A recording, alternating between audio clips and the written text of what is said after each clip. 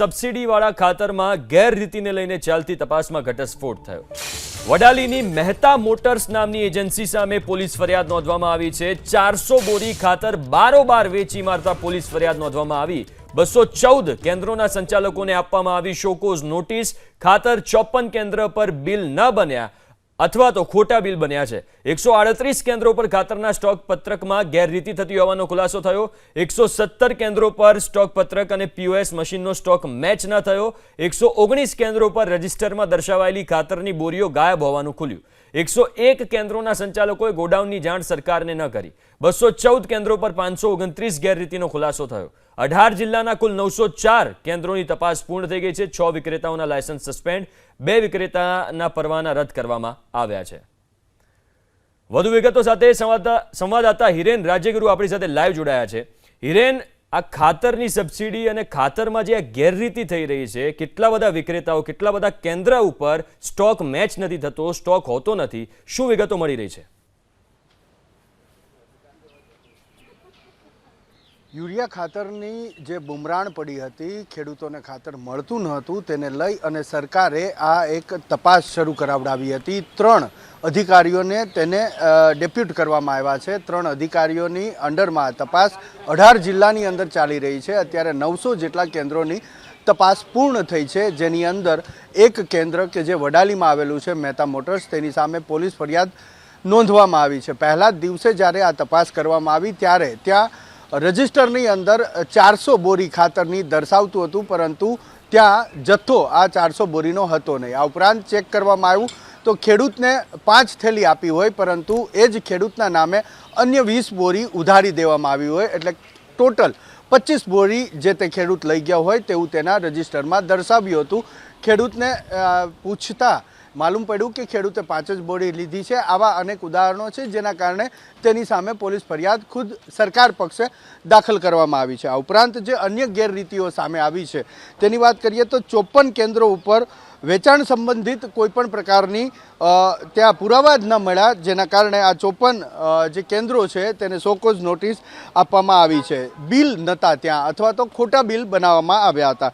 138 કેન્દ્રો ઉપરથી સ્ટોક પત્રક નિભાવવાની ગેરરીતિ સામે આવી છે કે ત્યાં યા તો રજિસ્ટર હતું નહીં, યા તો જે રજિસ્ટર હતું તેની અંદર જે વેચાણ, ખાતરનો વેચાણ અને ખાતર આવ્યાનો જથ્થો નોંધવામાં આવતો હોય છે એ પ્રકારેનું એ રજિસ્ટર મેન્ટેન થયેલું ન હતું। 117 સ્ટોક એટલે કે રજિસ્ટર, જે ફિઝિકલ રજિસ્ટર હોય છે એ, અને પીઓએસ મશીન કે જ્યારે ખેડૂત ત્યાંથી ખાતર ખરીદતો હોય છે તો એના ઉપર પોતાની ફિંગરપ્રિન્ટ આપતો હોય છે અને તેમાં પણ ડેટા મેન્શન થતો હોય છે, તે મિસમેચ થયા છે। રજિસ્ટરમાં અલગ આંકડો બોલે છે, પીઓએસ મશીનમાં અલગ આંકડો બોલે છે। એવા 117 કેન્દ્રોને શોકેઝ નોટિસ આપવામાં આવી છે। 119 કેન્દ્રો એવા છે કે ત્યાં ભૌતિક સ્ટોક ન હતો, રજિસ્ટરની અંદર જે બોરી ત્યાં જમા છે, સ્ટોક ઉપર દર્શાવે છે, એ બોરીઓ ત્યાં હતી જ નહીં, તે ગાયબ હતું। એ પ્રકારેની ગેરરીતિ સામે આવી છે અને એટલે એને શોકોઝ નોટિસ આપવામાં આવી છે। 151 કેન્દ્રો એવા છે કે જેણે ગોડાઉન રાખ્યું છે, પરંતુ એ ગોડાઉન ક્યાં રાખ્યું છે, એ ગોડાઉનની અંદર કેટલો જથ્થો છે એ સરકારને જાણ જ નથી કરી। એ સરકારનો નિયમ છે કે જ્યારે કોઈ પણ ગોડાઉન એ વિક્રેતા રાખે તો એની જાણ સરકારને કરવાની હોય છે કે આ પ્રકારેનું ગોડાઉન છે, આ જગ્યાએ ગોડાઉન છે જ્યાં ખાતરનો જથ્થો રાખ્યો છે। આ પ્રકારેની જાણ સરકારને નથી કરી, એ ગેરરીતિ સામે આવી છે અને તેને શોકોઝ નોટિસ આપવામાં આવી છે। 6 વિક્રેતાઓના લાયસન્સ જે તે સમયે જ સસ્પેન્ડ કરી દેવામાં આવ્યા હતા, એટલે કે તપાસ શરૂ થઈ તેના 3 દિવસની અંદર 2 વિક્રેતાઓના પરવાના ત્યારે જ રદ કરી દેવામાં આવ્યા હતા। સૌથી મોટી વાત એ છે કે 900 જેટલા કેન્દ્રોની તપાસ કરવામાં આવી, જેમાંથી 214 કેન્દ્રોના સંચાલકોને એટલે કે વિક્રેતાઓને શોકોઝ નોટિસ આપવામાં આવી છે। કુલ જે ગેરરીતિનો આંકડો સામે આવ્યો છે એ 529 ગેરરીતિ થઈ છે, એટલે કે એક કેન્દ્ર ઉપર એકથી વધારે પણ ગેરરીતિ થઈ હોય તો 529 એ ગેરરીતિની સંખ્યા છે। ગેરરીતિના પ્રકાર જોઈએ તો લગભગ 7 થી 8 પ્રકારની ગેરરીતિ એ અનેક જગ્યાએથી સામે આવી છે અને એ ગેરરીતિના કારણે આ સબસિડીવાળા ખાતર કે જે ખેડૂતને મળવું જોવે એ ઇન્ડસ્ટ્રીની અંદર પગ કરી જતું હોવાનું તપાસની અંદર હાલ સામે આવ્યું છે। જો કે તપાસ હજુ પણ ચાલુ છે, હજુ પણ ઘણા કેન્દ્રો છે કે જેની અંદર આ પ્રકારેની ગેરરીતિ થઈ હોવાની આશંકા છે, ને આશંકાના પગલે હજુ પણ તપાસ શરૂ છે। બિલકુલ, આભાર હિરેન વિગતો આપવા માટે। તો આ સબસિડી વાળું ખાતર જેમાં આટલી બધી ગેરરીતિ સામે આવી છે, 400 બોરી ખાતર બારોબાર વેચી મારતા એક સંસ્થા સામે ફરિયાદ પણ નોંધવામાં આવી. 119 કેન્દ્રો પર રજિસ્ટરમાં દર્શાવાયેલી ખાતરની બોરીઓ ગાયબ હોવાની વિગતો મળી. 117 કેન્દ્રો એવા હતા જ્યાં સ્ટોક પત્રક અને પીઓએસ મશીનનો સ્ટોક મેચ જ નહોતો થતો. 138 કેન્દ્રો એવા હતા જ્યાં ખાતરના સ્ટોક પત્રકમાં ગેરરીતિ થતી હોવાનો ખુલાસો થયો.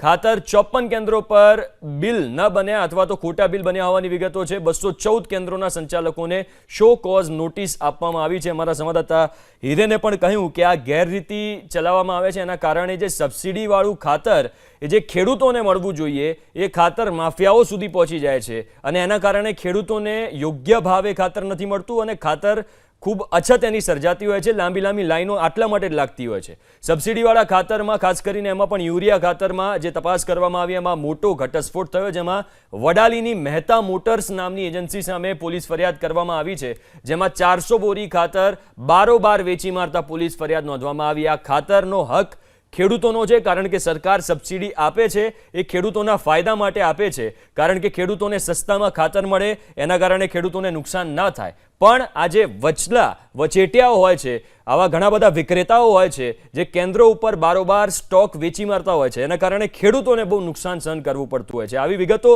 જે સામે આવી એ પ્રમાણે 214 કેન્દ્રોના સંચાલકોને નોટિસ આપી દેવામાં આવી છે, શોકોઝ નોટિસ આપવામાં આવી છે કારણ કે અલગ અલગ કારણો હતા, અલગ અલગ રીત હતી ગેરરીતિમાં કે જેમ કે સ્ટોક મેચ નહોતો થતો જે પત્રકમાં નોંધવામાં આવ્યો એ પ્રમાણે, કેટલાક કેન્દ્રો ઉપર બારોબાર સ્ટોક વેચી દેવામાં આવ્યો હતો, જે ખેડૂતોના હકનો સ્ટોક હતો એ બારોબાર વેચી દેવામાં આવ્યો હતો. ખાતર 54 એવા કેન્દ્રો હતા જેની બિલ નહોતા બન્યા અથવા તો ખોટા બિલ એના બન્યા હતા. એટલે તમે જુઓ કે ગેરરીતિ કરવાની પણ કેટલી અલગ અલગ રીતો છે કે ખાતરનો જે સ્ટોક છે બારોબાર વેચી દેવામાં આવે છે. જો બારોબાર ના વેચે તો બીજી રીત એ છે કે એના ખોટા બિલ બનાવો. ત્રીજી રીત એ છે કે જે મશીનનો જે આંકડો હોય અને પત્રકમાં જે આંકડો હોય એ મેચ ના થતો હોય. એટલે ગેરરીતિ કરવાની અલગ અલગ રીતો અહીંયા જોવા મળી છે. એટલે અહીંયા તપાસ જરૂરી છે, જે તપાસ અત્યારે કરવામાં આવી રહી છે વધુ કડક કરવી પડશે કારણ કે જો આટલા બધા કેન્દ્રોમાં ગેરરીતિ ચાલતી હોય એનો સીધો મતલબ એ છે કે ખેડૂતો સુધી ખાતર ન પહોંચવાનું સૌથી મોટું કારણ આ સાબિત થઈ શકે છે.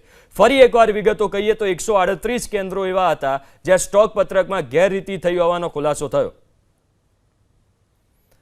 આપણી સાથે કોંગ્રેસ નેતા પાલભાઈ આંબલિયા ફોનલાઈન ઉપર જોડાયા છે. પાલભાઈ, આજે ખુલાસો થયો, તપાસ કરવામાં આવી, એમાં અલગ અલગ રીતે ગેરરીતિ આચરવામાં આવી છે ખાતરને લઈને, શું કહેશો, તમારી પ્રતિક્રિયા?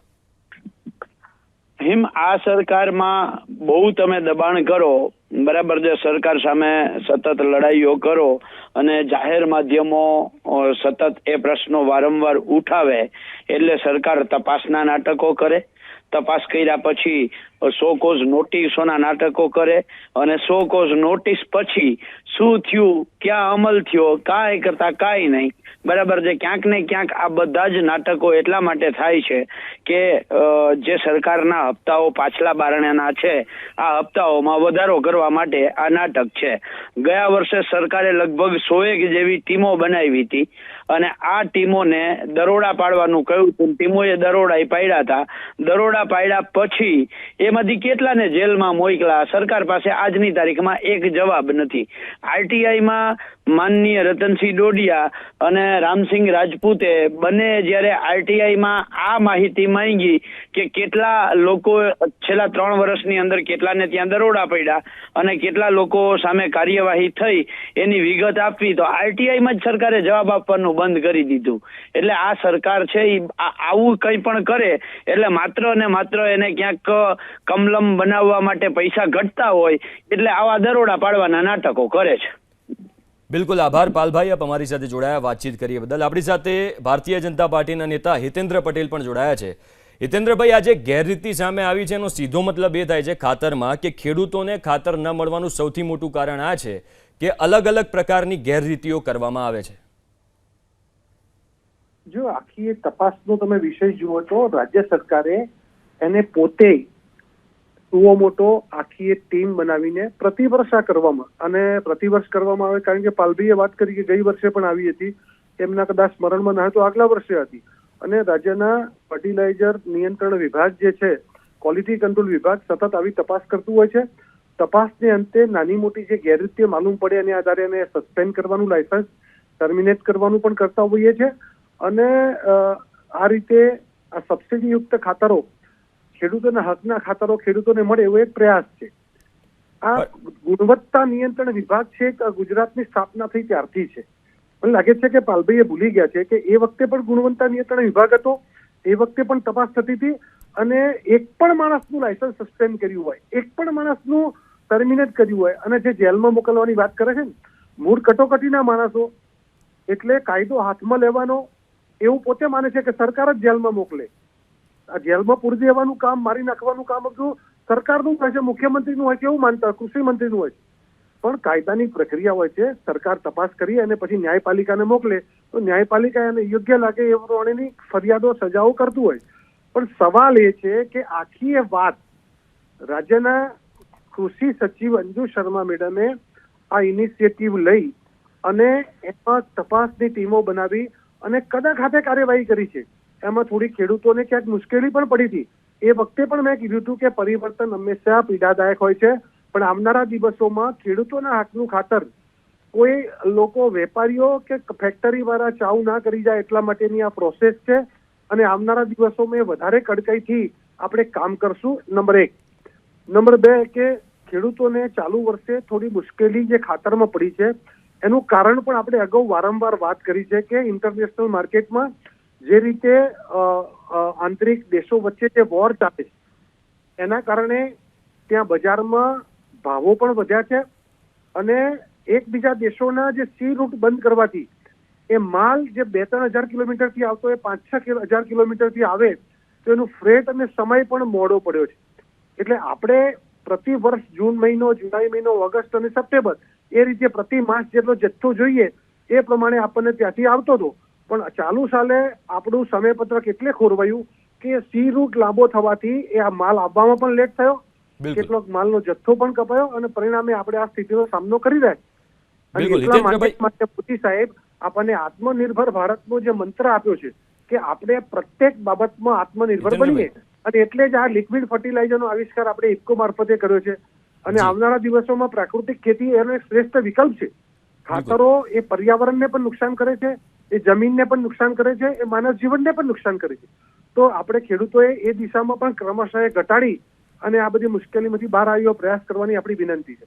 બિલકુલ. પણ હિતેન્દ્રભાઈ, અહીંયા સ્થિતિ એ છે કે તમે જુઓ કે આ જે ખાતર છે એ ખાતર, તમે કહ્યું કે દર વર્ષે તપાસ કરવામાં આવે છે, ટીમ બનાવવામાં આવે છે, પણ તમને લાગે છે કે એટલી કડકાઈથી તપાસ નથી થતી? કારણ કે દર વર્ષે આ બારોબાર, તમે કહ્યું કે સી રૂટ લાંબો થયો એટલે આ વખતે થોડું મોડું થયું, તો આ તો ઉપરથી મોડું પણ થયું, સાથે એટલી કડકાઈથી કદાચ તપાસ નહીં થઈ હોય એના કારણે દર વર્ષે આવી સ્થિતિ સર્જાય છે. કે ખરેખર આ કડકાઈ કરવાથી ફાયદો થાય છે કે કેમ? કડકાઈ એટલા માટે નથી કરતા કે આખી જે પ્રક્રિયા છે ને આ ખાતર વેચવાની, એમાં ખેડૂતને કેન્દ્ર ઉપર જઈ અને પોતાનો સાતબાર બતાવીને અંગૂઠો મારવાનો હોય. જેવી રીતે આપણે રેશન કાર્ડમાં મારીએ છીએ, જેવી રીતે રાંધણ ગેસમાં મારીએ, તો આ અંગૂઠો મારવાની પ્રક્રિયા આપણે અમને છેલ્લા 5 વર્ષથી લાયા. તમને યાદ હશે કે મોદી સરકાર આવ્યા પછી કરોડો રેશન કાર્ડો આપણે ભૂતિયા નાબૂદ કરી શક્યા, કરોડો ગેસના કનેક્શનો નાબૂદ કરી શક્યા, કરોડો ભૂતિયા વિદ્યાર્થીઓ નાબૂદ કરી શક્યા, કરોડો આપણે ટ્રસ્ટો નાબૂદ કરી શક્યા. તો આમાં પણ આપણે ખેડૂતોને અંગૂઠો મારવાની થાય.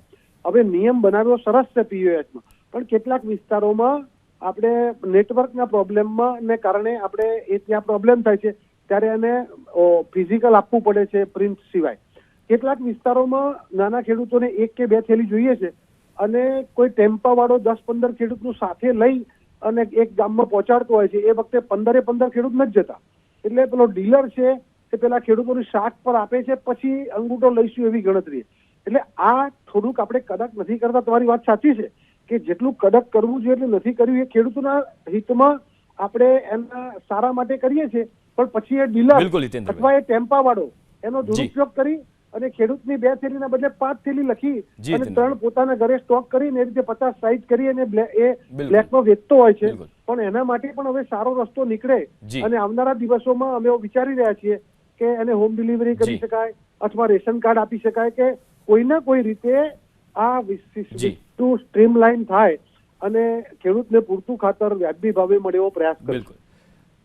આભાર હિતેન્દ્રભાઈ, આપ અમારી સાથે જોડાયા, વાતચીત કરીએ બદલ.